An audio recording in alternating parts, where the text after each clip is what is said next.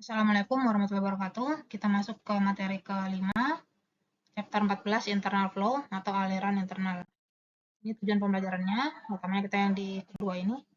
Jadi menentukan losis major dan minor pada aliran dalam pipa serta kebutuhan daya pompa. Oke, ini pengantarnya tentang aplikasi dari aliran internal ya. Aliran internal kan kemarin aliran yaitu fluidanya bounded, jadi ada dilingkupi oleh suatu permukaan padat. Contohnya aliran liquid atau gas yang melewati pipa atau ducting seperti ini, yang digunakan pada pemanasan atau pendinginan serta distribusi fluida. Biasanya fluida yang seperti ini itu alirannya force atau tidak natural karena dia menggunakan fan atau pompa. Di sini kita tidak bisa mengabaikan efek dari gesekan yang dia itu berhubungan langsung dengan pressure drop serta head loss. Nah, di sini pressure drop itu akan kita gunakan untuk menentukan kebutuhan dari daya pompa. Solusi teoritis itu hanya bisa kita gunakan untuk beberapa kasus sederhana, misalnya fluid develop laminar flow di pipa sirkuler. Karena itu kita harus menggunakan hasil-hasil eksperimental dan relasi empiris. Solusi teoritis itu adalah yang straightforward ya, jadi ada rumus, kita masukkan angka, langsung dapat gitu. Kalau yang ini tidak straightforward itu. Ini adalah ilustrasi profil kecepatan. Ini panah-panahnya menunjukkan kecepatan. Ini yang di dinding, ini yang pasti dinding itu kecepatannya 0 ya. Yang di center line itu V-nya maksimal atau paling besar di sini. Kemudian yang V average-nya, itu kalau misalnya alirannya itu fluid develop laminar, maka nilainya adalah setengah dari maksimum velocity. Oke, ini aliran laminar dan turbulen. Jadi mengingat kembali yang kemarin, kalau aliran laminar itu dia halus, kemudian teratur, seperti yang di sini atau di sini. Kemudian turbulen itu dia ada fluktuasi kecepatan, dan juga dia tidak beraturan. Saya di atas ini, atau yang di sebelah sini. Nah, di antara laminar dan turbulen itu ada transisi. Jadi dia berfluktuasi ya antara laminar dan juga yang turbulen. Kebanyakan pada praktiknya yang kita temui adalah aliran yang turbulen. Itu tadi dari tampilan ya, kita menentukan mana yang turbulen, mana yang laminar. Nah, kalau ini dari perhitungan. Jadi kita bisa menentukan mana yang turbulen, mana yang laminar dari angka Reynolds namanya. Angka Reynolds RE ini adalah bilangan tadi berdimensi, yaitu perbandingan antara gaya inersia dan gaya viskos. Rho V D per mu, gitu rumusnya. Kemudian angka Reynolds, di mana suatu aliran itu menjadi turbulen, itu disebut dengan angka Reynolds kritis atau critical Reynolds number. Nilainya itu kalau misalnya geometri yang berbeda, kondisi aliran yang berbeda itu juga akan berbeda di sini ya, jadi tidak sama. Kemudian kalau misalnya tadi kan di Reynolds number ada rho V D per mu. Nah, kalau misalnya dia itu bukan pipa sirkuler gimana? Kan ini pakai diameter gitu ya. Nah, ini kita akan menggunakan diameter hidrolik namanya. Diameter hidrolik itu bisa kita hitung dengan 4 AC per P. A-nya ini area, C-nya itu cross section, jadi luas penampang, kemudian P-nya ini perimeter atau keliling. Jadi kalau misalnya circular tube yang seperti ini, ini kan udah ada D-nya sendiri ya. Kalau kita masukkan seperti yang di sini, seperempat pi d kuadrat itu luas lingkaran, kemudian kelilingnya adalah pi d dibagi, ini dapat hasilnya D. Jadi diameter hidrolik untuk yang penampangnya lingkaran yaitu diameter itu sendiri. Kalau misalnya seperti ini ada ducting yang dia itu persegi. Persegi berarti kan luasnya itu A kali A. Kemudian perimeternya atau kelilingnya itu 4A gini kan. Nah, ini kita bagi dapat diameter hidroliknya itu adalah sebesar A ini, dan seterusnya. Kemudian ini ya, kalau misalnya pipanya itu sirkuler, biasa begitu, maka alirannya itu dibilang laminar kalau RE-nya atau Reynolds number-nya itu di bawah 2300. Kalau di antara 2300 dan 4000 itu aliran transisi, sementara kalau di atas 4000 itu sudah aliran turbulen. Oke, sekarang ke entrance region. Di sini pertama ada velocity boundary layer. Velocity boundary layer kemarin yang ini ya. Ini yang merah ini garisnya di mana yang di bawah itu atau di atas, misalnya di bawah ya, misalnya yang garis yang bawah berarti yang di bawah, atau yang kalau garis yang atas berarti yang di atas ini, itu dia efek viskosnya itu signifikan. Nih, jadi region atau daerah aliran di mana efek viskos yang disebabkan oleh viskositas fluida itu terasa. Boundary layer region itu adalah tempat atau daerah yang efek viskos dan velocity change atau perubahan velocity itu signifikan. Ini kan dia kelihatan dari awalnya ini uniform seperti ini, kemudian dia mulai ada di sini ada gradien kecepatan gitu ya. Itu yang atas juga sama. Kemudian irrotational core flow region. Ini kemarin ada banyak ya yang asumsinya itu irrotational gitu. Nah, itu adalah daerah yang efek gesekannya itu dapat diabaikan dan velocity-nya itu konstan pada arah radial. Atas ini arah radial kan. Ini dia konstan. Jadi dia apa namanya uniform gitu ya. Gitu. Nah, ini waktu dia ketemu antara boundary layer atas dan bawah udah menyatu gitu kan, itu namanya daerah entrance, hydrodynamic entrance region. Setelah itu ini namanya sudah fully developed. Kalau sudah fully developed itu dia kesananya ke sumbu X-nya ini itu tetap sama dia, tidak ada perubahan lagi. Beda seperti yang di sini, ini masih ke bawah dan ke atas itu apa namanya besar kecepatannya itu berbeda-beda. Oke, ini hydrodynamic entrance region tadi ya. Daerah dari pipe inlet, dari baru masuk dari pipa, baru masuk ke pipa sampai ke poin di mana boundary layer-nya itu bertemu di center. Panjangnya itu LH ini, disebut dengan hydrodynamic entry length. Kemudian hydrodynamic developing flow itu aliran di daerah entrance region. Kalau hydrodynamic fully developed region itu daerah yang tadi setelahnya setelah dia fully developed, jadi dia tidak berubah-ubah lagi. Fully developed itu adalah ketika profil kecepatan itu sudah tidak berubah. Tadi ya. Kemudian ini kalau misalnya sudah full develop, maka profil kecepatan sudah tidak berubah. Ini sama kan ya. Dan wall series rate-nya itu konstan juga. Pressure drop itu di daerah entrance region itu lebih besar dibandingkan yang ini ya, dibandingkan fully develop. Kemudian efek dari entrance region itu selalu meningkatkan faktor gesekan rata-rata untuk seluruh pipa. Gini, nih jadi besar di sini, kemudian di sini mulai lebih rendah gitu ya. Oke, ini entry length yang tadi panjang dari daerah yang daerah entrance gitu. Ini untuk perhitungannya. Ini lebih detail, bisa kita skip saja.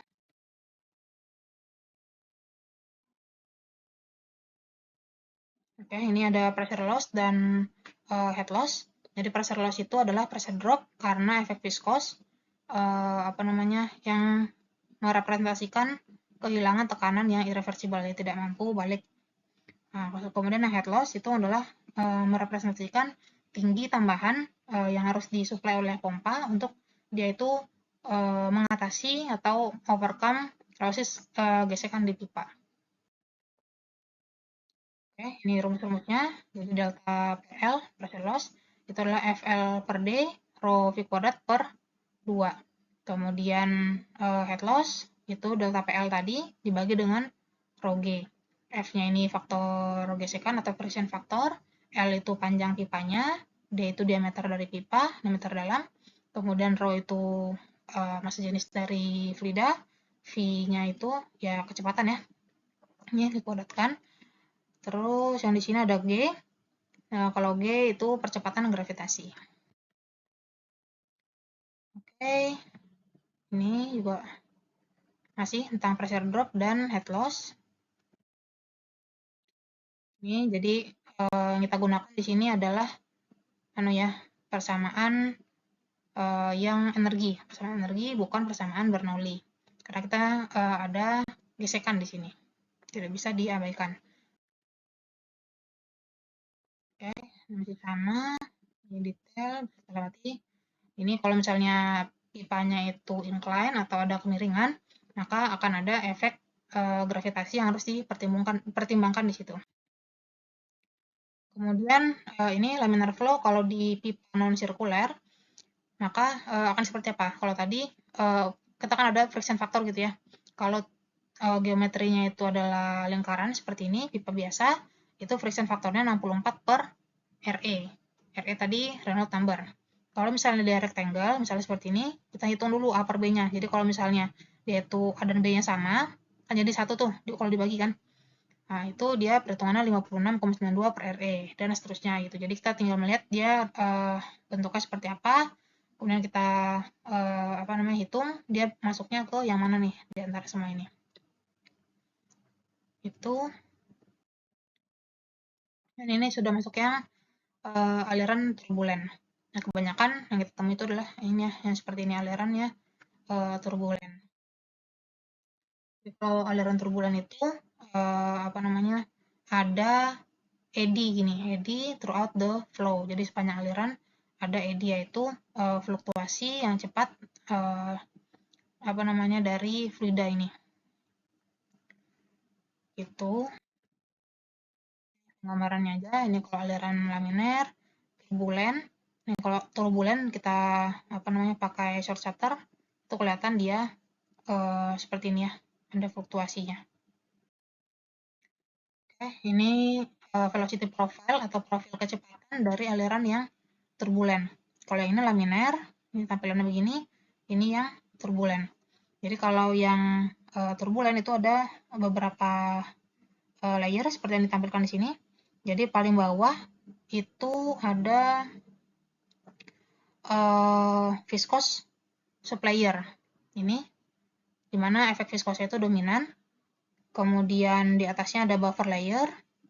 Jadi di sini masih dominan efek viskos, tapi mulai ada efek dari turbulen ya. Turbulen efeknya mulai ada. Overlap itu lebih besar lagi pengaruh dari yang efek turbulen, tapi masih didominasi oleh efek viskos. Kemudian yang di atas turbulen layer. Nah, kalau sudah di turbulen layer, itu efek turbulennya mendominasi. Jadi dia lebih dari efek yang viskos. Oke, kemudian di sini kita punya persamaan atau equation Colebrook. Equation Colebrook ini adalah persamaan yang implisit. Jadi kalau yang biasanya kita perhitungan itu kan misalnya nyari gaya gitu ya, F sama dengan M kali A gitu kan.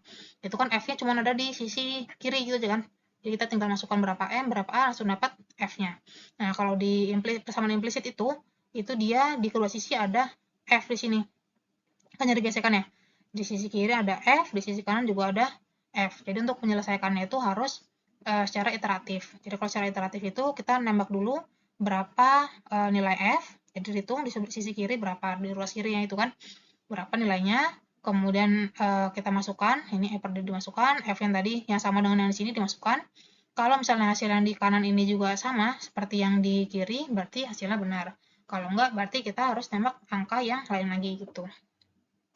Ini E per D yang di atas ini adalah relative roughness atau kekasaran relatif, tergantung materialnya apa. Ini ya, jadi kalau misalnya materialnya itu glass atau plastik, itu roughness-nya 0. Ini kan dia dianggap smooth atau halus. Kalau misalnya konkrit, kemudian rubber, iron, dan seterusnya, itu dia ada nilai kekerasannya. Jadi harus kita masukkan. Dan ini Moody chart. Jadi ini diagram yang kita gunakan untuk menentukan F tadi ya, faktor gesekan. Di sini kita punya F, friction factor. Kemudian di bawah ini ada RE, dan di sini ada relative roughness. Jadi kita lihat dulu, kita punya alirannya apa. Jadi kalau misalnya alirannya itu laminar, itu kita bisa yang ini aja, gitu kan garis lurus ini. Jadi nilainya adalah 64 per RE. Tapi kalau misalnya alirannya turbulen, kita nggak bisa pakai yang ini. kita harus melihat dulu ke kasaran permukaannya. Misalnya kita punya dia pipa yang plastik gitu kan, yang plastik berarti E per D-nya 0, ini yang garis paling bawah, berarti kita ngikutin garis itu. Baru kita cari dia RE-nya berapa. Misalnya RE-nya itu yang ini 10/5, berarti tarik ke atas, kita geser ke kiri 0,01 sekian gitu. Itu friction faktornya. Dan yang lain, misalnya kita punya material yang lain, E per D-nya 0,002. Nah, kemudian tampernya berapa, ditarik ke situ, ke garis itu, baru kita geser ke kiri, kita dapat friction factor gitu ya. Oke, ini untuk laminer, tadi kan garis miring ke bawah gitu kan. Nah, itu friction faktornya akan menurun seiring dengan peningkatan Reynolds number. Kan tadi 64 per RE. Kalau RE-nya semakin besar, maka nilainya akan F-nya akan semakin kecil gitu kan. Dan dia independen terhadap kekasaran permukaan gitu kan. Jadi cuma ada fungsi dari RE. Gitu. Kemudian persamaan Colebrook tadi, kalau misalnya pipanya itu smooth, atau E-nya itu 0 tadi ya, yang gelas atau plastik itu, dia akan menjadi Prandtl equation, menjadi seperti ini. Oke, kemudian kalau misalnya Colebrook equation tadi juga, di fully rough zone, itu dia akan menjadi persamaan ini, von Karman. Ini, kemudian pada Reynolds number yang besar, tadi kan dia semakin lama semakin mendatar gitu kan. Nah, itu friction faktornya itu hampir ini, hampir horizontal. Jadi dia independen terhadap terhadap berapa Reynolds number-nya gitu. Kemudian ini ukuran pipa. Jadi ukuran pipa itu ada yang ukuran diameter inside, ada atau diameter dalam yang aktualnya, ada juga diameter nominal. Nah, kita gunakan dalam perhitungan itu adalah diameter yang aktual itu, bukan diameter nominalnya. Oke, ini jenis-jenis problem dari aliran fluida. Jadi kita mungkin ada 3 seperti ini. Pertama bisa menentukan pressure drop atau head loss, di mana kita mengetahui ini L, ini kan pipe length, panjang pipa, kemudian diameter, dan juga flow rate, ini V dot atau key gitu ya. Atau mungkin kita suruh nyari V dot, diketahui yang tadi yang lainnya. Atau kita nyari diameter pipa, yang diketahui panjang, kemudian pressure drop, dan juga debit gitu. Ini relasi yang eksplisit dengan akurasi within 2% dari Moody chart gitu. Jadi head loss itu sama dengan sekian, kemudian V dot dan D itu sekian. Oke, kemudian ini ada persamaan lainnya untuk menghitung friction factor. Ini yang Hallan. Ini bedanya 2% dari hasil dari yang Colebrook. Kemudian yang ini Churchill itu bedanya 1%. Oke, kemudian yang ada minor losses. Jadi kalau misalnya di sistem perpipaan itu kan dia bukan cuma pipa panjang begitu ya, tapi dia ada berbagai fitting. Jadi ada fitting, valve atau katup, band, elbow, teeth, inlet, exit, pembesaran dengan enlargement dan kontraksi untuk pengecilan selain pipa itu sendiri. Jadi kalau yang di pipa itu kita punya lossesnya itu adalah major losses kita sebut. Sedangkan yang lewat fitting-fitting ini atau inlet, exit dan seterusnya itu adalah losses yang minor. Nah, kita mengekspresikan minor losses ini dengan koefisien loss atau KL begini. Ini ya. Jadi dia ada valve begini, itu dia ada losses di sini gitu. Kalau nggak ada begini, ini cuman major losses adanya. Kalau di sini ada valve, berarti ada minor. Kemudian yang pipa biasa juga itu ada yang major losses. Oke, ini perhitungannya. Minor losses HL sama dengan KL V kuadrat per 2G. Minor losses juga bisa kita ekspresikan dengan L equivalent atau equivalent length ini, yaitu ini rumusnya di bawah sini. Nah, total head loss itu adalah head loss yang mayor ditambah dengan head loss yang minor. Jadi, FL per D, V kuadrat per 2G, ini yang mayornya, ditambah dengan KL, V kuadrat per 2G. Nah, ini kita bisa keluarkan V kuadrat per 2G-nya, jadi seperti ini. FL per D, kemudian sigma KL, jadi kalau misalnya ada gate valve, ada elbow, ada inlet, ada exit, itu segala, kita total dulu, baru dimasukkan ke sini. Baru kita bisa menghitung berapa head loss totalnya. Jadi nilainya bisa berbeda-beda ya. Ini kalau misalnya inlet yang well rounded, ini ada radiusnya, sama yang sharp edge ini, itu nilai KL-nya akan berbeda. 0,5, ini 0,03. Nanti tinggal melihat dari tabel. Ini kalau inlet ada yang reentrant, dia tembus begini, nilainya sekian. Kalau sharp edge berapa, kalau well rounded berapa. Slider rounded juga nilainya berbeda gitu. Kalau exit ini dia sama alpha nih. Jadi kalau misalnya full develop laminar itu 2, kalau misalnya turbulent 1,05.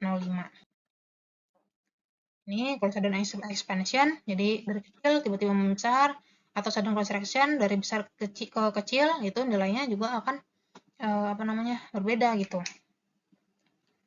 Ini misalnya yang sudden contraction, dihitung dulu ininya nilainya, kemudian digeser ke kiri, dapat nilai KL. Ini kalau misalnya gradual, expansion dan contraction-nya. Ini ada bend, threaded elbow, kemudian ada apa lagi, threaded union, valve ini kan, gate valve sendiri dia fully open atau terbuka penuh dengan yang setengah tertutup, itu juga nilainya akan berbeda-beda gitu ya. Oke, ini masih sama.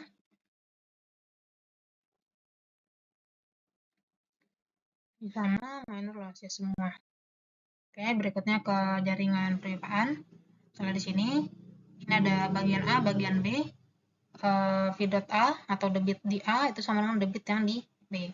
Head loss-nya di bagian antara bagian 1 sampai ke bagian 2 ini itu head loss di daerah A, kemudian ditambah dengan head loss di bagian B, dan ditambah dengan head loss akibat sudden contraction ini, atau pengecilan ukuran secara mendadak. Kemudian kalau yang di sini ini dari ada A, B, kemudian dia bercabang ini, cabang 1, cabang 2. Head loss di 1 itu sama dengan head loss di cabang kedua. Kemudian V dot A atau debit A ini sama dengan debit yang di B. Nilainya adalah debit 1 ditambahkan dengan debit yang kedua.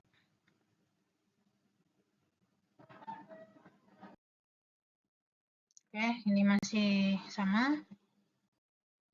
Ini analisis jaringan perpipaan itu adalah berdasarkan dari 2 prinsip dasar, yaitu konservasi massa. Jadi total flow ke junction itu harus sama dengan total flow yang keluar dari junction tersebut. Kemudian pressure drop dan juga head loss antara dua junction harus sama untuk semua jalur antara dua junction. Gitu. Ini persamaan yang kita gunakan untuk sistem perpipaan dengan pompa dan turbin. Ya, jadi ada bagian pompa, ada bagian turbin, ini head loss. Jadi yang kita gunakan di sini adalah persamaan energi ya, nggak bisa persamaan Bernoulli seperti yang kemarin. Karena di sini kita punya ada common komponen, kemudian tidak bisa mengambilkan friction gitu. Oke, ini perhitungan untuk daya pompa. W dot ini ya, W dot pump, rho V dot, GH pump useful dibagi dengan efisiensi pompa. Ini yang elektrik, rho V dot, GH H pump useful dibagi dengan efisiensi pompa dan motor. Efisiensi pump motor ini adalah efisiensi pompa dikalikan dengan efisiensi motor. Oke, ini kurva karakteristik pompa saja. Oke, itu ya. Jadi tadi chapter 14. Jadi ada tentang aliran laminar dan turbulen yang kita tentukan dengan Reynolds number. Kemudian ada tentang entrance region dan entry length-nya, yaitu panjangnya ini. Kemudian aliran laminar dalam pipa, aliran turbulen dalam pipa, kemudian tentang minor losses, dan juga jaringan perpipaan. Sedikit tentang itu ya. Oke, itu untuk materinya. Nah, kalian latihan soal, ini seperti biasa 6 soal ya. Contoh 9, nomor 10, 25, 67, 68E, dan 74E.